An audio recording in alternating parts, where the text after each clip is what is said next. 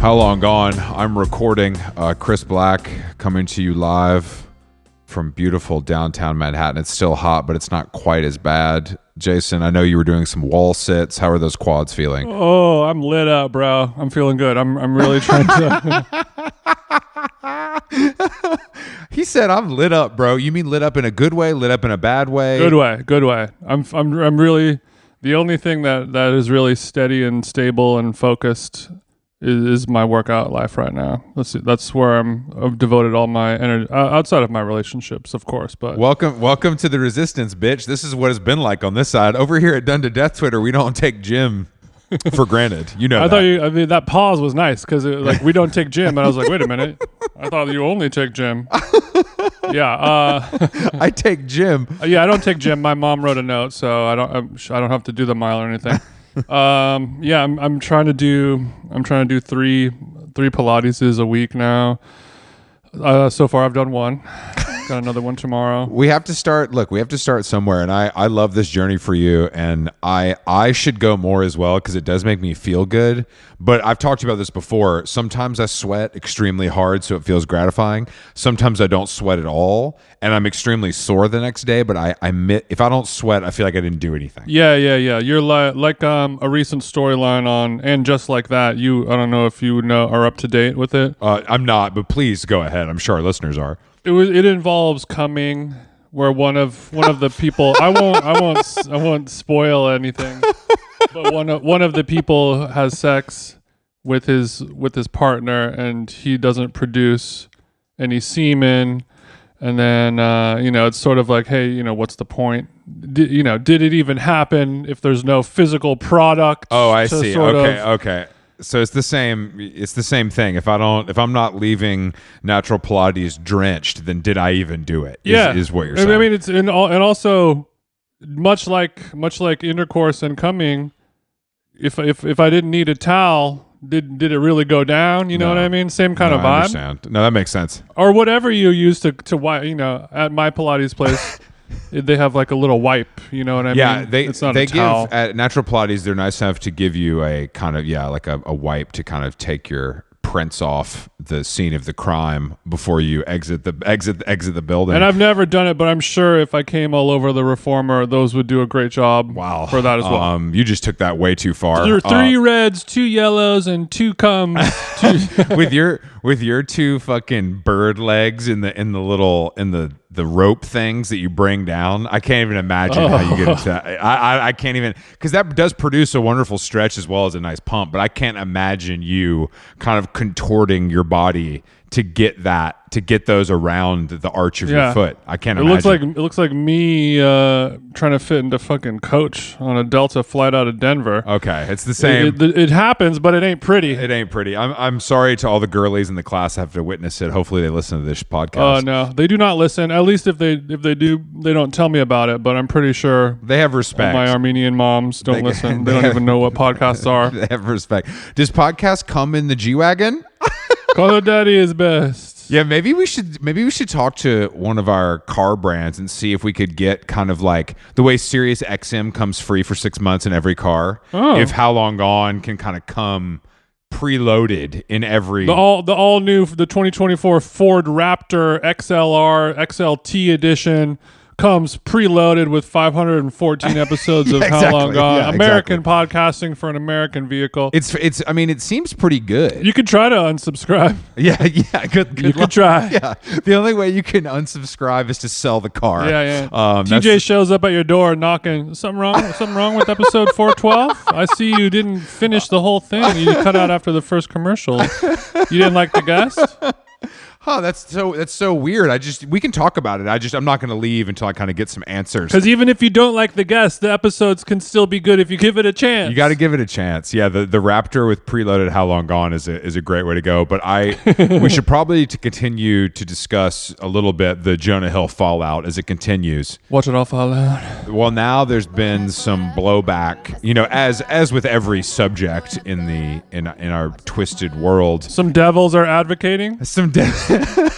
Some devils are motherfucking advocating. Can I advocate for a second, y'all? So the most interesting one I saw was New Yorker writer Emily Nussbaum kind of saying like, look, this is bad, but you shouldn't post this, basically. Right. Boy, howdy, did she get fucking dragged. My God. Like, there's so many, you see her responding to the first several, like, thought out responses, and then it just devolves, and there's 1,000 responses. Well, you know what I mean? Nussbaum knows that commenting on a violation of the bro code, that's a risky maneuver. Yes, and, it is.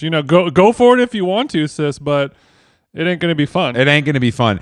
And I think that maybe she thought there would be some. I mean, there were some decent defenders, but not enough. And it's turned into this kind of like it's a divisive issue where like the call her daddy kind of chicks that love mental health are like, he's fucked up, and then if you go over to the Red Scare Dime Square girlies, they're like obviously feeling differently about it. So I'm glad to see some positive discourse going on around it. But I wonder how new father Jonah is feeling, though, because I think that it'll go away in a week. But do you think he can withhold comment as the fervor gets more intense? I guess that would be a violation, first of all, of bro code, as well as his media blackout, right? That would be reneging on his media blackout. It would be, but if anything called for that at this stage, maybe his team is saying, hey man, we know you blacked out, we know you go to therapy 4 times a day, and it's tough to squeeze it in, but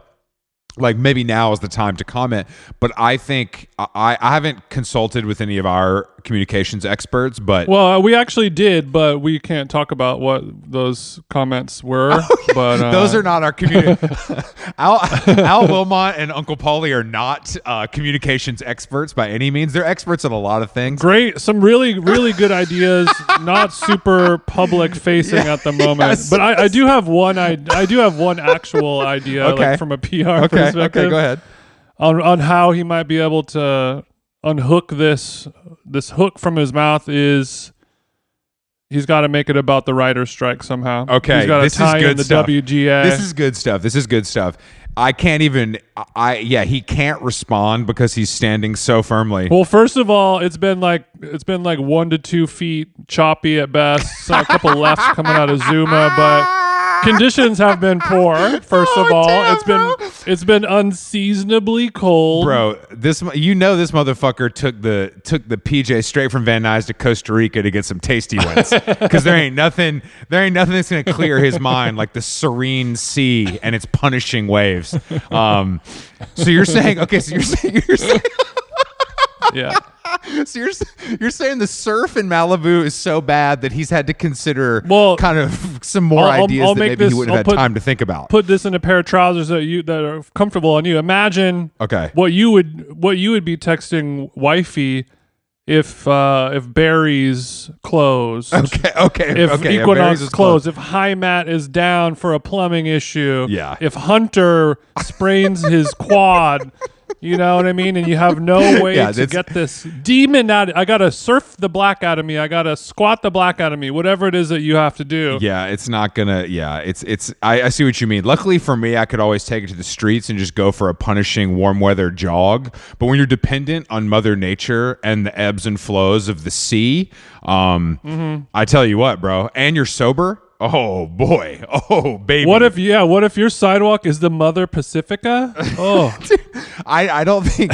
I think he's in Costa Rica catching a tasty one. I still back that, but I do think that a WGA inclusion in this could kind of at least endear him to some important people that will keep giving him roles, obviously, because he's a genius actor, as we've talked about. Sure, yeah, because I'm picturing sort of the Future meme. Yes. Where he's like texting the girl, like whatever current event is going on in the world. And it's like, it's Jonah Hill, but he's like, girl, I just want to say sorry with all the trials and tribulations going on with the Writers Guild right now.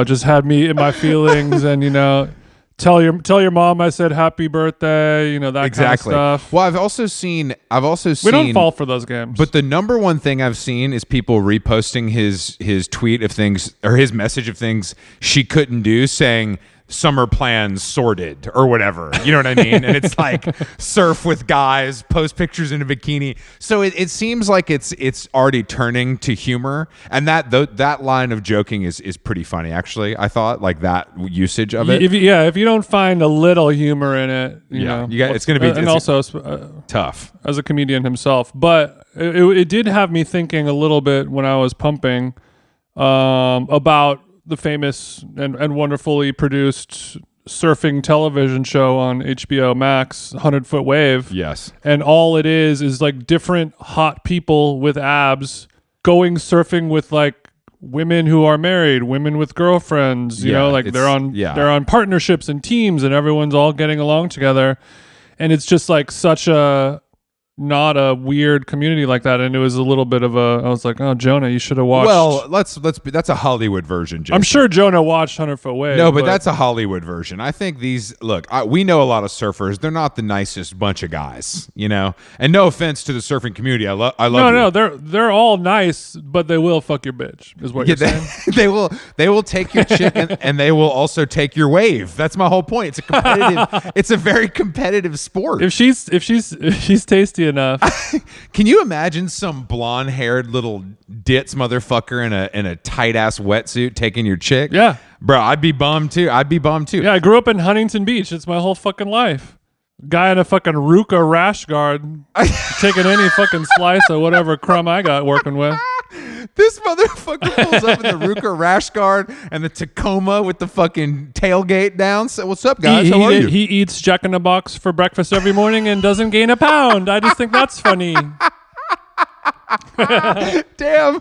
Oh shit. I'm gonna end up. I mean, I can't. You know, it's my fate is either going to be surfer or long distance cyclist. It's still a toss up. So I don't want to disparage the community too much before I try to get in there. But shout out to all our surfers. I'm holding out for ultra marathon runner for you. Okay, thank you for that. That's a nice vote of confidence. And hopefully Ruka sponsors long distance runners, ultra marathon. I think they probably. If you don't Bourdain yourself, that's kind of where I see things going. I think things could go there. All right, we do have a guest today.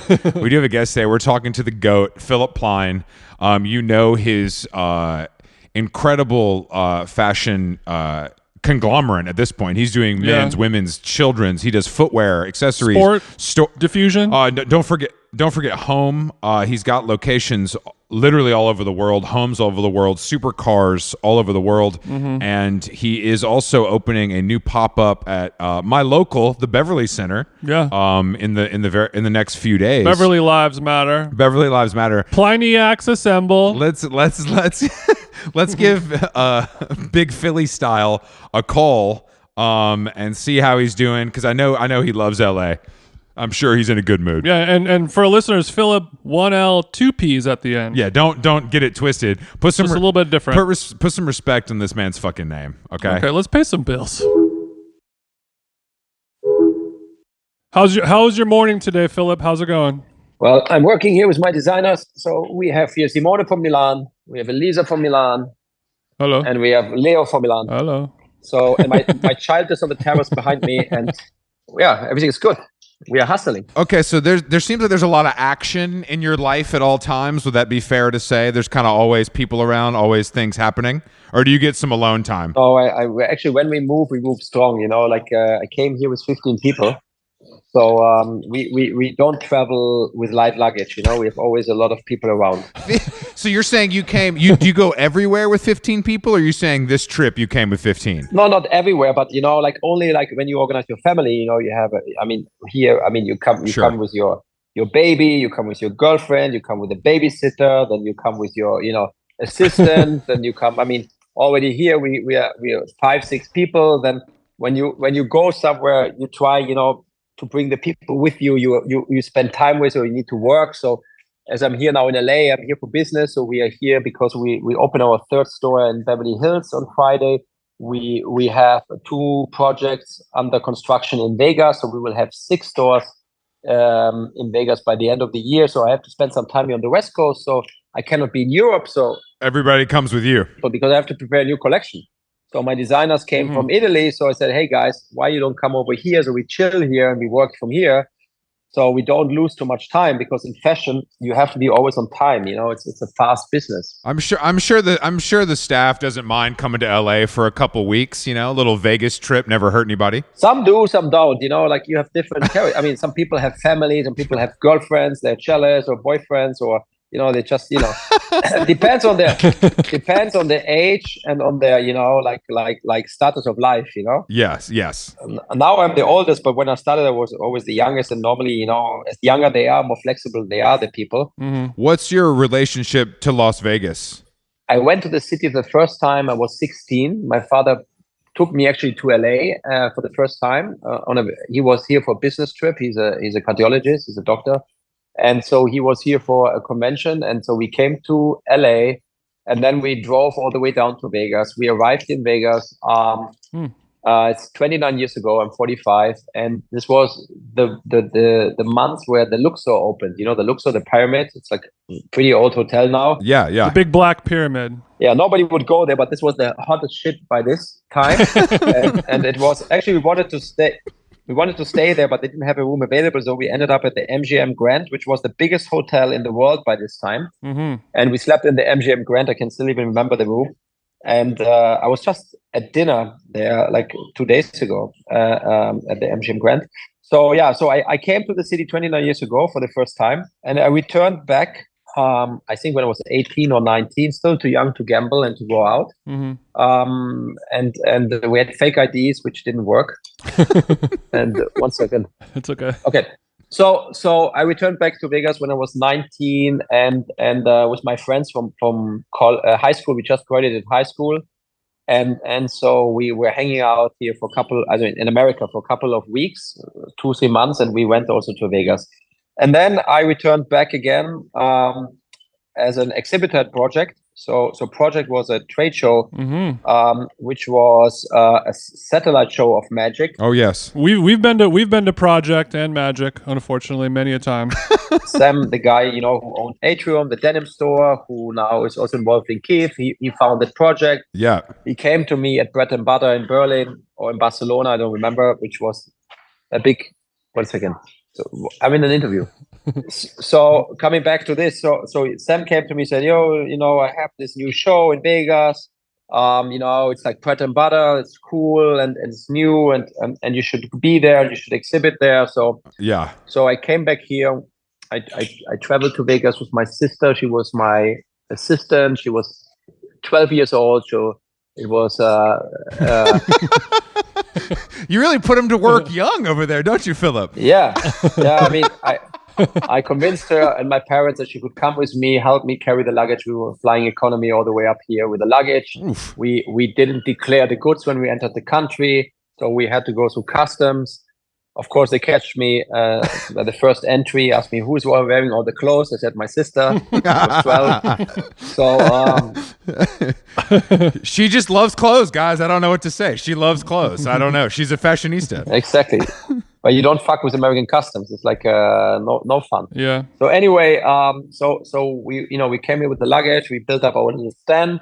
I remember when we checked into the Wynn. The Wynn was just opening. It was just brand new. They gave us an upgrade. I don't know how, but they put us in a villa, which was amazing. Like this golf course villa. So we invited everybody from the trade show to come to us after and have a party there. And it was really fun. And I have many memories there. I remember jumping naked into the lake where the golf course is. One time, we sure, of course. From the villa, you can exit directly the golf course, and then the security came and I broke my toe because the lake is very narrow. It's like there's a fake lake. It looks like a lake, but I jumped inside and it was like only like this. It was at night and I broke my toe. It was 6 inches deep. And the day back on the plane, I was swollen in the economy on the last back seat with a swollen foot. I couldn't put my shoe on, pain in my feet. So, I mean, I have a lot of memories to Vegas. So I don't gamble. I never gambled in my life because I think it's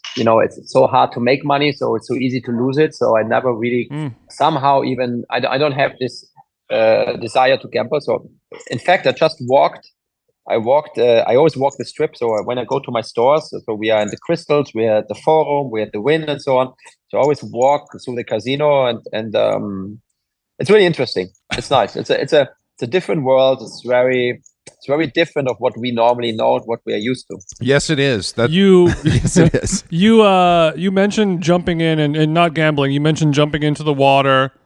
And nowadays you don't drink, you don't do drugs, but were you drinking and doing drugs back then? No, never, because my real father was an alcoholic, so he was beating up my mom, and he was really like a heavy alcoholic. So he drank until he died, and he drank so much that at a certain point he lost his mind, and he was in a closed facility. Mm-hmm. So I have seen very early stages what addiction can do to you as a person, and how you can lose the control over yourself. Yeah. And then I had another friend of mine who died of drugs. He was my best friend at school, and then somehow he came to another school. We didn't see each other anymore, and then 5 years later I met him, and he was on a rehab. He was a young kid. He looked like Harry Potter, really like a very intelligent guy, good looking, and he was really addicted to heavy drugs, to heroin, and he was 17 years old. And then I haven't seen him. I was my best friend when I was 12, and then I met him again when I was 17. I just wanted to check on him because I haven't seen him for so long, and then I saw him in this terrible condition. And then 1 month later, I met his brother, and he died. And he was dead, and he killed himself in jail. He hung himself on a belt. I don't know how he got the belt in there. So all these things, made me really stay away from this kind of substances, and I was never really interested in it. So luckily it didn't ever. I mean, I have fun just having fun. I think you can have fun just having That's fun. a good way to look at it. Yeah, you seem high enough on life already without the need for drugs, right? Yeah, I mean, I'm so high on life that people actually always think I'm on drugs, because people say, "Oh, this guy must be like on drugs all the time."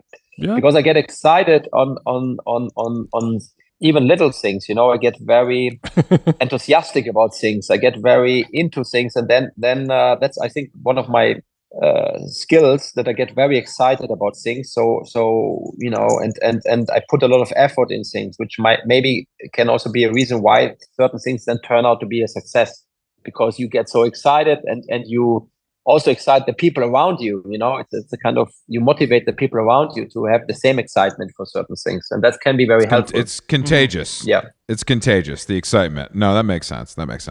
How do you? Okay, so where do you spend most of your time? In Milan? Mostly, I'm in between south of France and, wait, I'll show you my son, because he's just walking around there. What's up, baby Plein?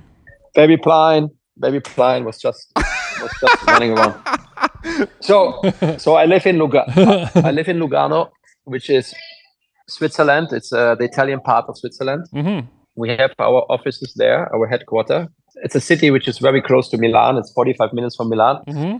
And it's very quiet. It's a village. Well, not a village. It's a small town with 40,000 people at a lake with the mountains around. It's really, really, really beautiful, I have to say. Most of the young people don't like it because they consider it to be very boring. But when you work in fashion and you travel a lot, you also enjoy to be in a place which is normal, with normal people. Mm-hmm. I have a place in south of France, which is a car ride of 4 hours, and I like driving. I'm German, so it's 4 hours. So I spend every weekend in the south of France, and sometimes a couple of days more. And so I'm between this and then Milan. I'm every second day, because it's an hour ride, and we have an office there. So I'm in between this Switzerland, also Italy, Switzerland, and France on a weekly base. Wow. We have a place in New York, which we haven't been so often, because Lucia now is pregnant all the time. Like, she doesn't stop being pregnant. Hi. How are you, Belly? So you're saying travel is limited a little bit because of the ongoing pregnancies, is what you're saying? Yeah, I mean, for her not such a big pleasure to travel all the time when she has a big belly. Sure. And then of course we have a Rocket, but he's cool traveling. He's not jet lagged at all. Come here, say something. Wait, come here. Wait a second. We're getting the whole Plein family. Hello. Sorry, I was unaware. What's up? Unaware Philip was doing an interview with you guys. Who exactly are you guys? No problem. Are you sick of his bullshit today, or are you guys getting along? Oh, no, we're getting along today. Everything's good. Yeah, so we're just a podcast. We're called How Long Gone, but we're happy to meet you. I actually had a question. We know that he drives really fast when he's driving around all over. When you're pregnant, does he drive any slower, or does he drive the same speed? Does he still drive like a maniac? To be honest, one of the only reasons I like being pregnant is because I get an excuse not to be in the car for so long. I think he enjoys it as well, because then I'm not in his ear complaining, because normally, even when I'm not pregnant, I'm just screaming at him for driving too fast. So he probably enjoys me not being there so much. Okay. So you would prefer to fly? Oh yeah, I would 100% prefer to fly. I don't like being in the car for more than like 10 minutes. You know, me and you both. I'm not a big car guy either. I would prefer to be on the plane, kind of. I think it's different when you're in the passenger seat, you know, like he's driving, so he's having fun, but it's just like in the passenger seat. But you don't want to drive. Yeah, and I also don't want to drive either. You don't even know how to drive. I bought your car and you don't never drive. He bought me a G Wagon and I don't use it because I just don't want to drive. You don't even know what a G Wagon is. I know what a G Wagon is. Even Rocky knows what a G Wagon is. Every time we walk past a G Wagon, Rocky goes brum brum. He knows it's a car. Rocky knows a G Wagon. Did you get a regular G Wagon, or is it a special kind of G Wagon? I don't know. I don't know what it is. You don't even know. Philip, is it special? Is it a special G Wagon? It's a G63 AMG. Did we do any custom grey. interior that's good. or anything? Is there like a color palette that maybe is special? Apparently the color is really special. It's like a certain type of grey, and it does look really cool. I don't even remember what it looks like. Does look cool. You've never been inside it once. Yeah, that's cool. No, but the thing is, I was driving it, and he is such a backseat driver, so I don't like driving next to him with me, because he's like, "You're going too close to the curb. You're gonna scratch the tire." He's like in my ear the whole time. You have a driver license when you are doing driver lessons. I have a driving license. Yeah, but you need driver license. But I still take lessons. Well, I mean, passing the test and driving day to day are two very different things, you know. I didn't drive for a few years. Anyway, I'll pass it back to Philip now. It was nice talking to you. Yeah, you too. Bye. Oh, I'm back. Sorry, guys. Just wanted to make the introduction. Oh no, please. No, it's cool. We're glad that we get to meet the whole family. It's nice. Yeah, I pass you later the babysitter, then she has something else to say. Yeah, so I wanted to talk to you about driving really quick. Last question about that. So you said from your spot in Switzerland down to the south of France, 4 hours. Yeah. How long does it take a normal person to do that drive? You know, I mean, in Italy, they don't do speed control. I know. You know, so it's a matter of fact. You know, I in Switzerland, when I moved to Switzerland 18 years ago, I lost my license within 6 months, and it's very strict. But in Italy, nobody controls the speed limit, and I have Swiss license plates on top of it. So also in France, the tickets don't come. And I never had an accident, so I'm a fast, but I'm a careful driver. So it depends, you know. I drive at night also. I like to drive at night, so I work until 10. Really? And then I arrive at 1 or 2 in the morning. I take between 3. I mean, I take normally 3 hours. A normal person takes 4.5 hours. But it depends on the traffic situation. And it's a beautiful street. You know, you go on the Côte d'Azur. It's really it's amazing. And European people drive a lot, you know, because countries are small next to each other. So you enter from one country to the other. It's a way for me to relax. I loved it. Driving in Italy is my favorite part of the country. Yes. I like it more than the food. I mean, me too. Yeah. Are you the kind of guy who eats to live or lives to eat? Are you a big food lover, or is it just kind of get in the way of your productivity? No, you know, I have a problem with eating too much, because when I eat, I get tired. So I only eat once a day, and I eat normally in the evening. And so if I eat during the day, I get really like tired. It's like a lion who eats, he wants to sleep, right? And when your lion is hungry, he wants to hunt. Yeah. And then I got lactose, like dairy intolerant. Like I during COVID, I started I cannot eat any more milk products, which is it's really shit. I have no allergies. Yeah, but it's not funny. You just discovered this during COVID? Yeah, I all of a sudden I ate an ice cream and I had a bad reaction and I didn't feel good and I had pain in my stomach and it's a really shit because when now I'm scared of eating out because every time there's something made with I'm very intolerant. When there's something made with butter or even just a little bit of dairy, I feel bad. It's I don't enjoy at the moment really having dinners outside too much. I'm always scared. Happened to me now several times that I say to the guys, hey, I don't eat dairy, and then they give you something and it makes you feel bad the whole evening. And that's like something, after 2-3 times I started to eat very carefully. It's not fun. So when you said you were in Vegas a couple days ago having dinner, is that true? Did you say that? Yesterday. I came back yesterday. We went Saturday morning. So you get sushi when you're in Vegas? Where are you eating dairy-free food over there? One night I ate at my favorite restaurant, which actually is one of my favorite restaurants in the world. I have to say, it's Joel Bouchon. Joel Bouchon is a 3-star Michelin star chef from France who actually died I think 2 years ago. He had a restaurant in Monaco where I used to go all the time, especially on Christmas. When the MGM, it's a big ass casino, which is also a bit like worn out. It's not the Wynn. It's not like one of the luxury places. It's very commercial, very worn out, very typical Vegas. And then you go into, you go to this casino. The only way to get there is through the casino, and then you open this door, you go in. There's 7 tables or 8 tables in this restaurant, not more. So in the biggest casino or one of the biggest hotels of the world back in the days, and you are in the smallest restaurant of the world. So, and you enter there, and it's very fun because I was just there the other day. I celebrate my 30th birthday there. Now I'm 40, so 15 years ago. So I'm go there frequently. I was there even before. So and they still have the same waiter, and they still has the same French accent. And I think he's just playing it because after 20 years in Vegas, you should speak. Yeah, no, good point. Yeah, you should have acclimated a little bit. Yeah, if you're for the amount of money it costs to eat at Joel Robuchon, you want the waiter to speak French, right? Exactly. I mean, he has this French thing, and still the same guy, so it's really fun.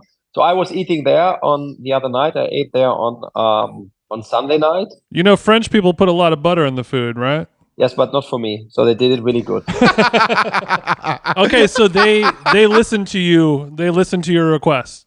You said olive oil only, no cheese. Exactly. No cream. Exactly. And they said, yes, of course, Mr. Plein. Exactly. And when you at a certain level of restaurant, they're really precise, right? Yeah. Especially in America, they're very careful. I went to Delilah the day before for dinner, which was fun. And then there was something with dairy, and then the manager came 5 times.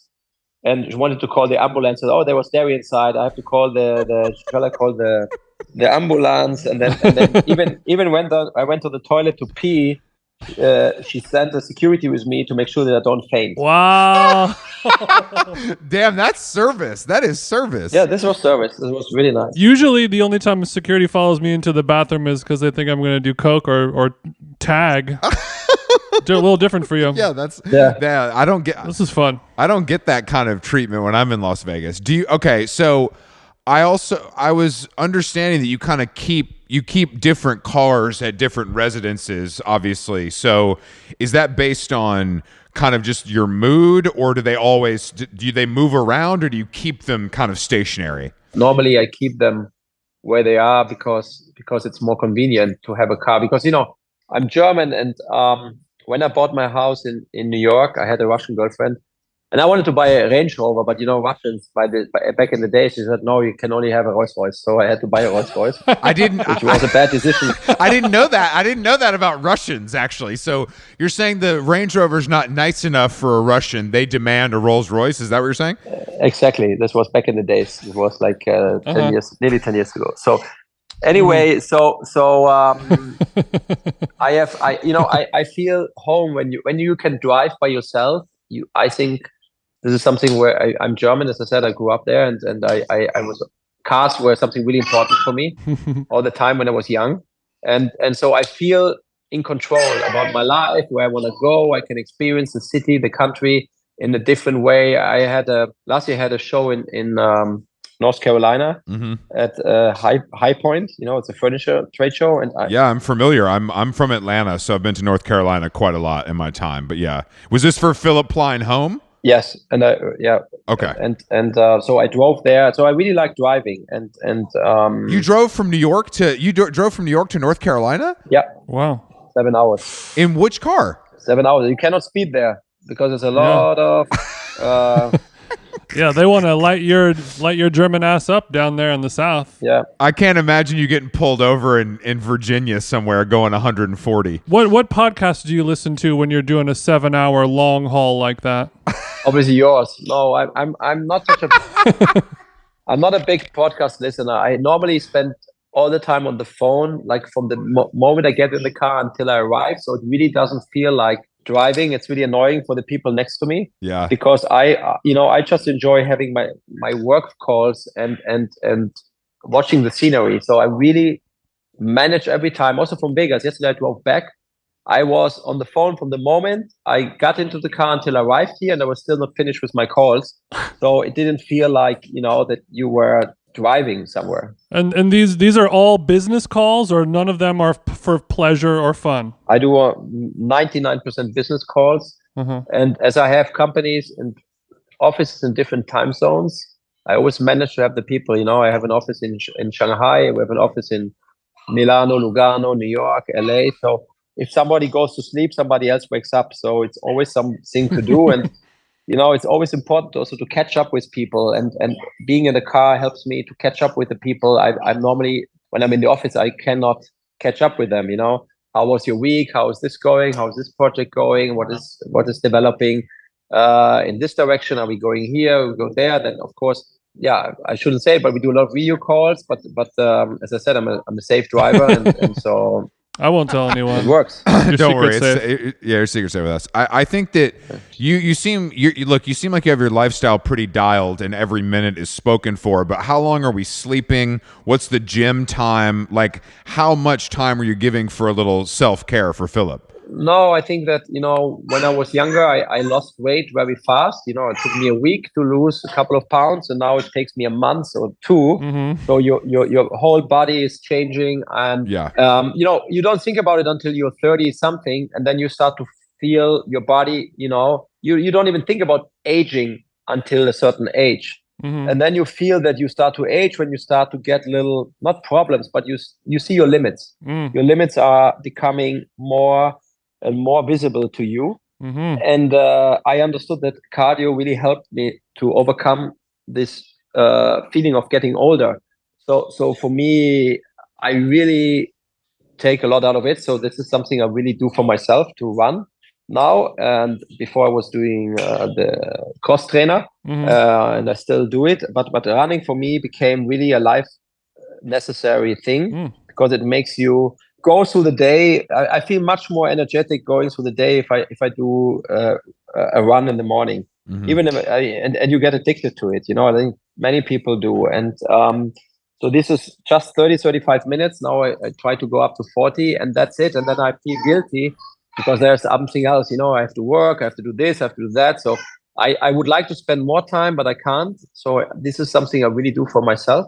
And then that's actually the only really thing I do for me. And then the rest I try to do all my things and try to be there for everybody. And that's that's it. Are you running? Are you taking business calls while you're running, or are you doing it in pure silence? Well, I did it. I tried it, but I can't, because I get to I can't. Huffing and puffing? I cannot. You're running too hard. I'm running too hard, and I can't really speak while I'm running. It's hard, it's tough. Okay, that's good. That's good. That means you're actually exercising, because when you see people at the gym talking on the phone while they're running, they're not really running. They're not giving it their all. But I was hoping that you're not taking business calls on the run. But are you the type who's listening to some pumping techno, or are you pure silence kind of? No, I listen to old school hip hop, and like when I was, makes me feel younger again.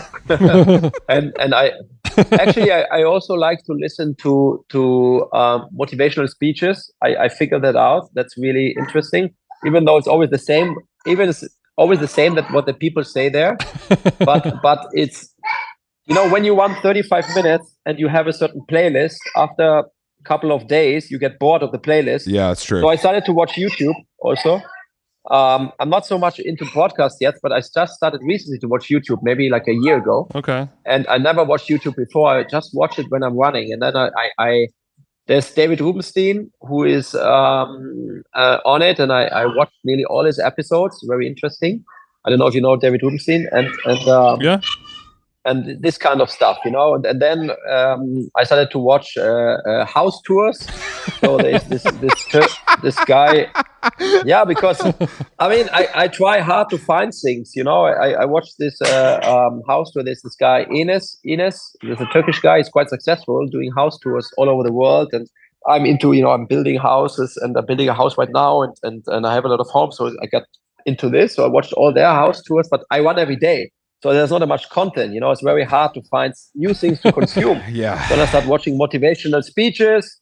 So I watch all kinds of stuff, and then it's interesting. It's really interesting. And when there's a new car review coming out, I watch it on YouTube. So there's a lot of things. So you're just a regular guy. You're just into regular dude stuff. Yeah. Building houses, cars, and motivational speeches. Yeah, I found it very interesting. I like this for you. Then I found this Andrew Tate guy. So I didn't really know who he was. Then I saw this. There was this. He gave a long interview there for 4 hours.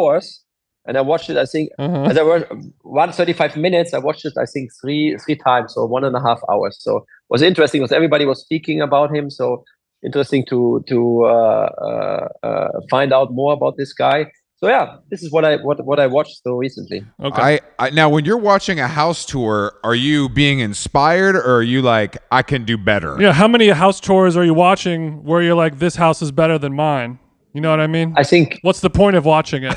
I think the point is that it's interesting. Most of the house tours are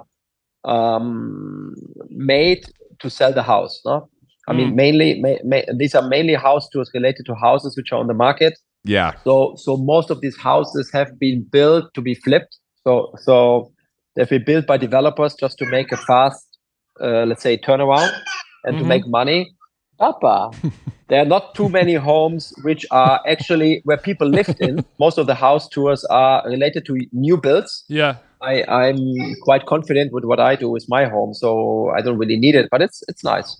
I like it. Where are you hanging out in LA when you leave the crib? Are you guys in Beverly Hills or Bel Air, or where are we at? Bel Air. Okay. We're in Bel Air, and I go to dinner. I like to go to Polo Lounge, which is really nice because it's something which makes me feel really comfortable. I go there since many years. I go quite often I always go to the same places. Mr. Chow's, I go there quite frequently for dinner.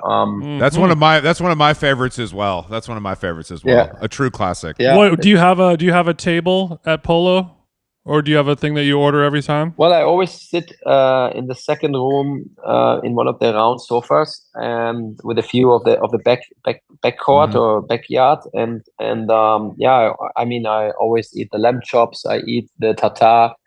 The spicy tartare. I have, quite often we eat some caviar. So I normally always order the same dishes wherever I go. Not wherever I go, but at the certain places you order certain food. So because you know what you get. Yeah. I can't eat any more burgers because of the cheese and so on. But yeah. So the Polo Lounge is a place I really like to go. I like to go in LA to Nobu in Malibu, which is also nice. And it's just a short ride from here, 40 minutes, 35 minutes to be there. And I also like to go to Orange County. I mean, this is a place where I like to go on the weekends, and I like to bring my family there because I really like beach and wealth combined. Yeah. I don't know if you call it. I don't see such big mansions there. I see one house next to each other on these little islands. You have this Balboa Island. You have the Shark Island. Yeah, well, I grew up in Orange County, not in the super wealthy part, but you're talking about like where Nobu is on Balboa Island over there. But yeah, in Newport Beach, they have huge mansions over there and gated communities. But I like more this beach vibe and this chilled vibe, and I think it feels like you're on vacation, Yeah. And it's very nice. Wait a second. I need to get. Hey guys, can you charge this here? Can you plug this in somewhere? Come here. Bring me the plug. Okay, I'm back.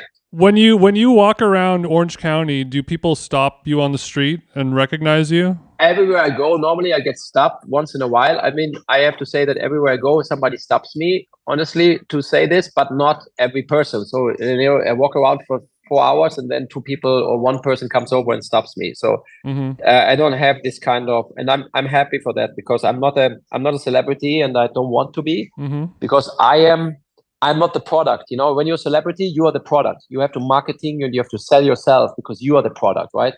Let's say you're Kardashian, you are the product. But I create products and I sell products, and so I'm not the star. The product is the star. On the other side, I obviously figured out that I am the cheapest testimonial the brand has. So when you have nowadays an influencer, and everybody is an influencer nowadays. Everybody asks for money to make a post, and some people really, like, I would say they're not even worth it to be an influencer. They ask 50K, 20K, crazy money for nothing. So for me, I think I'm the cheapest testimonial the brand has. So it helps me, of course. I obviously I sell my brand because I live my brand. That helps, obviously, and I think that I'm a dinosaur in this industry. Of fashion, because there are only a few, maybe a handful designers who still have their own brand under their own control, while most of them either died or sold the brand to hedge funds or investment companies or another big group. So or they exited the company already. They're not anymore there, or they're not really anymore present. So and there's not many of us left. It's really a handful of designers. How often do people try to buy your company? In a serious approach was 2018. It came from a big fund from Singapore, which was one of the biggest, Temasek. They started to contact us. They are quite big, Temasek, and then they approached us. And then I was not really interested by the first meeting we had. And then at the same time, nearly another fund coming up to us. So we engaged a big investment bank to understand what would be the real value of the company. I was never really eager to sell, and I never wanted to sell. In fact, I didn't sell. But at a certain point, after you got approached, you started to think, what could be my value? And I never asked myself the value of myself or my company, because I was not even thinking really at all about selling. And then when somebody says, I think you are worth this or you're worth that, then I said, okay, let's ask somebody neutral who can do that. So there's a big investment bank got engaged, Bain and Company, which is another, and PwC. So they made a due diligence. We made a kind of, how you say, like a Brautschau. You go and there were different people at the table. One of the big funds, and I don't say the name, but they bought also Supreme and sold it for $1 billion. And then you maybe know it. They offered us 750 million cash for the company, with a valuation of 750 million euro, which was maybe by this time $800-something million. I refused to sell the company just because I was 40. So it's 2018. I'm 45. So I was 40 years old. Maybe if I would have known that COVID will come 2 years after, I would have maybe taken this offer, because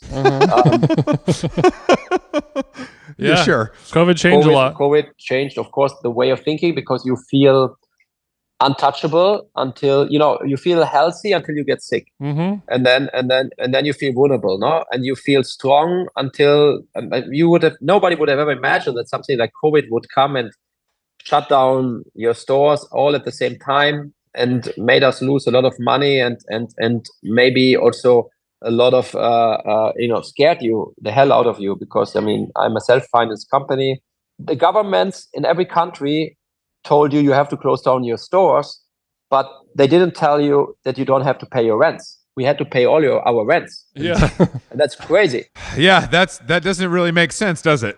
Yeah, they tell you they tell you you're not allowed to work, but you have to pay. So that's not fair somehow, different countries, different rules. Every country was different, but it was very difficult. We lost nearly 100 million, 90 million euro, 100 million turnover in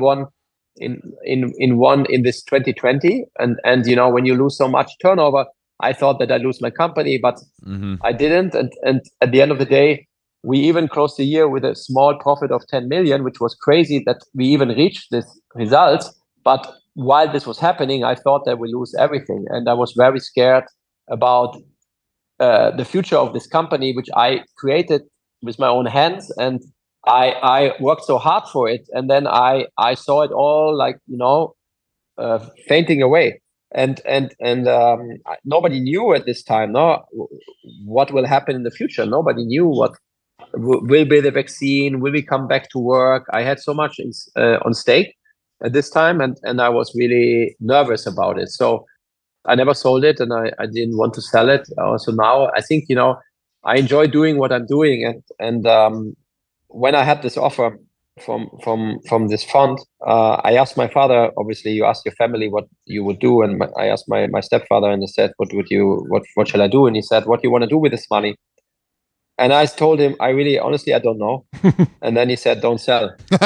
Yeah, good advice. Good advice. Yeah, because it's not about only the money. It's about the company gives me so much more than money. It gives me something to do. It gives me a reason to wake up. Purpose. It gives me a purpose. And I know a lot of rich people which are very unhappy because they have everything in life what money can buy, but they are not happy because they have no purpose. Yeah. And that's then when they get into drugs, they start drinking, they do crazy shit because they're so alive with a purpose. When you have everything what you want, what you can imagine, what the fuck do you do with your life?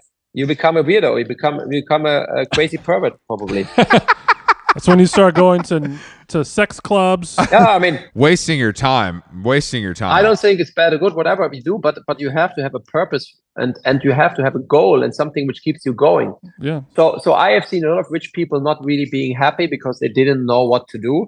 And the other thing is, I was also scared that if you give me so much money, I would probably lose it because I don't know what to do with it. I don't know. I'm not good I'm good in what I'm doing. I don't know anything else. What you experience in life. No, you are a mirror of your experiences, or you are. This builds your character, the good and bad things. And I know only my industry today and what I'm doing, and I'm not sure what I would do with this money. And I think money also loses value.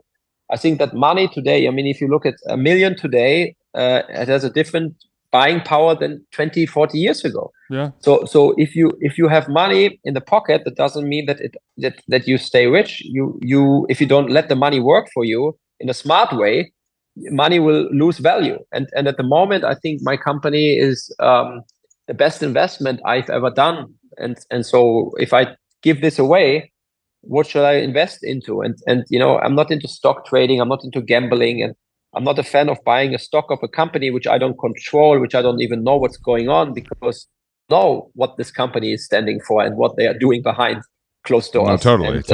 So yeah. But Philipp, you are into cryptocurrency and Bitcoin, though, aren't you? Yeah, but I'm not a gambler in this way. What I do is I accepted crypto as the first company in the luxury fashion. And in fact, we accept 24 different currencies. I get a lot of crypto every day through the sales we do. Yeah. And because people pay us with crypto, and they still do, obviously. And that's a good thing. And that's why I believe in it, because when I did it in the first place, I thought, okay, that's cool, that's different. Let's see. It's a cool marketing gag. Yeah. But then I was very surprised by the amount of orders we received on a daily basis and transactions from small to big, and so that gave me the confidence that this is something which is unstoppable, because it's so established already that people are using it on a daily basis that it's hard to stop. There's a movement behind. Yeah. And while in the press, in the media, it was more like shown like a trend and so on, and you don't understand it until you don't try it. And so I decided just to keep the funds in crypto and not to exchange them into other currencies, and so that's why at a certain point I owned a lot of Bitcoin, because I converted everything what I received in Ethereum or whatever, Dogecoins, into Bitcoins, because it was for me my let's say, in my opinion, one of the strongest, and was also the most used currency, because when you accept 24 currencies, I can tell you that the number one currency is Bitcoin. The second one is Ethereum, and so I believed in Bitcoin more because this was the most used currency, or is the most used currency. So I have the experience I experienced it by myself, and that's why I believe in it, and that's why at a certain point I had a lot of Bitcoins. So now you have less Bitcoins than you did at some point during the crash a few years ago that everyone suffered from. I mean, I have today less than I had before, but still I have it, and I keep it, and it's coming in every day, you know. So you just leave it as Bitcoin in your wallet, and you never touch it, you never convert it to currency, and you just kind of save it for a rainy day. Sometimes I convert something because I think you have to Bitcoin. I think you have to look at it as a long term. If you wanna speculate on it, you should look at it more like a long-term investment. In my opinion, you can do it. I'm not a day trader. I'm not looking every day, checking out what's happening, and that's not my thing. But sometimes it's also depending. Do you have use for the cash? Do you need the cash for something else? Do you think that it maybe gets too risky? Maybe it's too good to keep. Sometimes you have to just realize your earnings or your winnings and be happy with what you have, instead of always trying to push for more, and then you lose more than you can gain. But I'm not a gambler. We don't gamble, as I said again. So we are very, very safe and very conservative. Yeah. The metaverse and the cryptocurrencies, they will definitely be the future. There is no doubt about it. This will change our lives. Like television when it came first, and it changed. There was only radio before, and then there was television which came and changed the people, and internet. So metaverse is gonna be a huge thing. I'm very convinced about it. It will change the way we will communicate, our social life, our business life. There are so many opportunities coming up, and as technology is so much faster nowadays than 20 years ago when internet was born, things will also develop faster. So what took us 20 years to bring internet to where it is today, I think we need 3 to 5 years to bring the metaverse where it will really be a big new impact on the human. Let me ask you a question. Philipp. Do you have VR goggles at your house right now? No, but I bought my son VR goggles. So he's really... Okay, good. All right. So he's into it. All right, he's into it. So he's into it, and now when you saw what Apple was just launching the other day, and this of course will be a big movement, and even though the price is high, I mean, it all depends on the content. As long as there's no content, people will not really use that stuff. But as more content will be created, as more it will become important for us as a consumer. And you start to create content when you see a market for it, and brands will start to invest into it when they see a potential. Yeah, no, for sure, of course, yeah. Money follows money. Yeah. Money follows money. Money follows money. Once we have the hardware, and the hardware is now coming, and then we need the software and the content, and this will go very fast. I agree. Very quick. Well, Philipp, as we're closing out, one question: when are you going to eventually write the book? When am I going to be able to hear the Philipp Plein motivational speech on my AirPods as I'm running down the street? I feel like you got a lot of ideas in that head that you need to get out into the world. The book is coming out in October. Okay. And the German version, and then the English version. The English version is coming out in February or March, because we're working on another big project. But I show you the book so you get to see it. Nobody saw it. Luckily, this is an audio-only podcast, so nobody will be able to see it. It is. Oh, yeah. It's in German, so I can't read it. Can you translate the sub-headline, please? Philipp Plein, from nothing to a fashion empire, the success story of the underdog. Blah, blah, blah. That's it.